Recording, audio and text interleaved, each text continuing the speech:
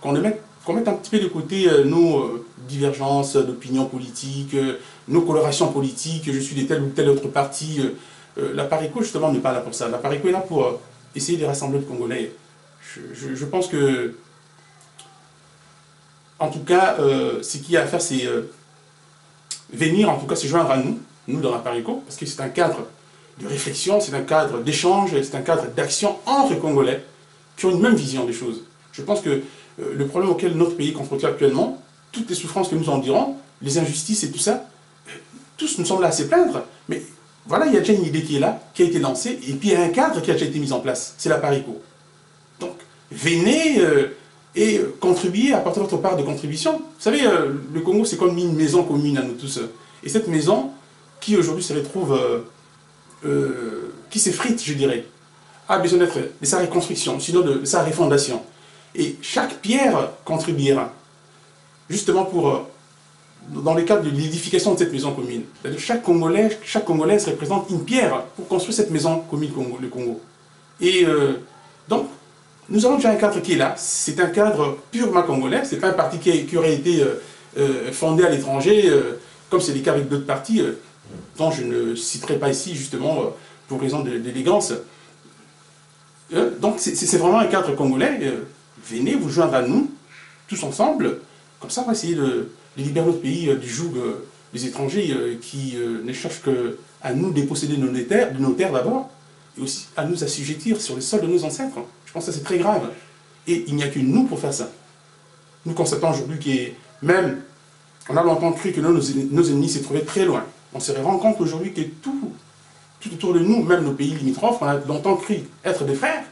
Aujourd'hui, n'ont pas raté l'occasion pour sauter sur nous et puis voilà, essayer de démembrer les Congos. Il y a une partie déjà du pays, disons, du côté du Bandundu, avec le Kayemba et les 13 autres localités qui ont été voilà, ravis par les Angolais qui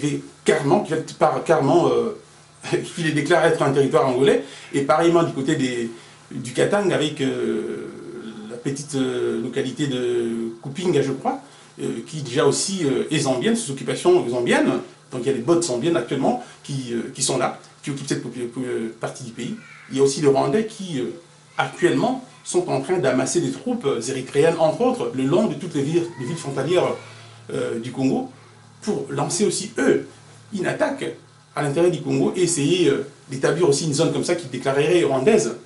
Parce que, semble-t-il, d'après les informations qui nous sont parvenues des sources dignes de foi, nous avons nos officiers qui sont de l'autre côté, qui nous ont dit, voilà, eux aussi ont trouvé un prétexte comme quoi que le Congo aurait déplacé les pilons qui délimitent en fait la ligne de démarcation entre le Rwanda et le Congo à l'intérieur du territoire rwandais, de 4 km.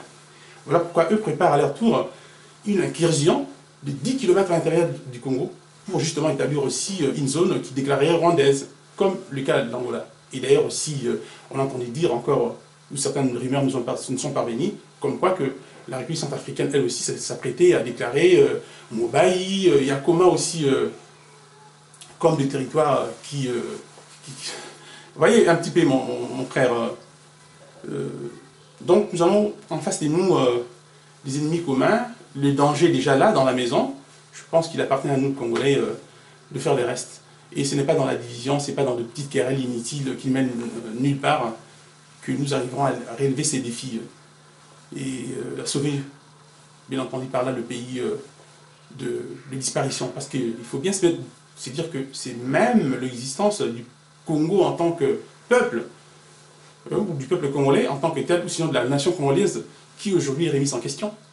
Parce que ces territoires, chacun vient se servir, et le démembrement du Congo va petit à petit conduire à la disparition de ces pays. On parlerait de Congo de l'Angola, ou de Congolais de Rwanda, de Congolais de Centrafrique et de tous nos pays voisins. Vous savez, nous avons 9 voisins. Ou sinon, ils disent, s'il faut compter encore le Cabine comme un pays à part entière.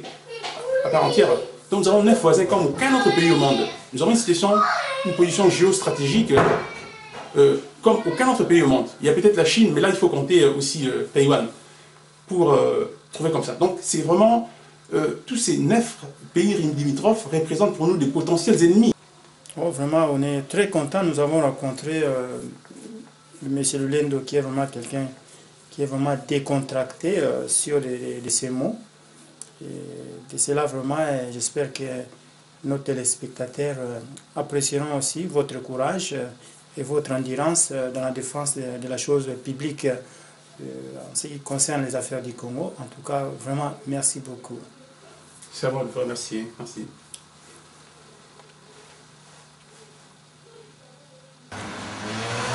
Merci d'avoir assisté à ce programme. Nous remercions tous nos téléspectateurs qui ont suivi ce programme.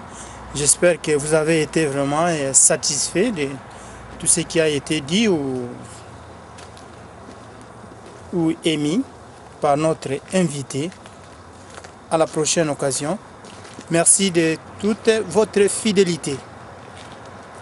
Ici, Congo Vision TV Suède Network. À bientôt, merci.